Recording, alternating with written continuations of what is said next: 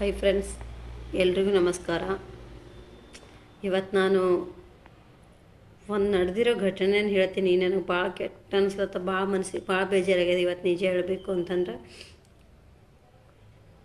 ಹೇಳೋಕ್ಕೂ ಆಗೋಲಾಗ್ಯದ, ಅಷ್ಟು ಬೇಜಾರಲ್ಲತ್ತ ನಿಜಕ್ಕೂ. ಇವತ್ತು ಇಂಥ ಒಂದು ಘೋರವಾಗಿ ಒಂದು ಆಕ್ಸಿಡೆಂಟ್ ಆಗ್ಯದ, ಭಾಳ ಘೋರವಾಗ್ಯದ. ಪಾಪ ಇದರಲ್ಲಿ ಡ್ರೈವರ್ ಅದು ಏನೂ ತಪ್ಪಿಲ್ಲ ಅಂತ ನಾನು ಭಾವಿಸ್ತೀನಿ. ಯಾಕಂತಂದ್ರೆ ಅವ್ರು ತಪ್ಪು ಮಾಡಿಲ್ಲ, ಆದ್ರೆ ಅದು ಹೇಗೋ ಅಚಾನಕ್ಕಾಗಿ ಆ ಆಕ್ಸಿಡೆಂಟ್ ನಡೆದೋಗ್ಯದ. ಅವರು ಪಾಪ ಸ್ಥಳದಲ್ಲೇ ಆ ಜೀವ ಪ್ರಾಣ ಕಳ್ಕೊಂಡು ಬಿಟ್ಟದ.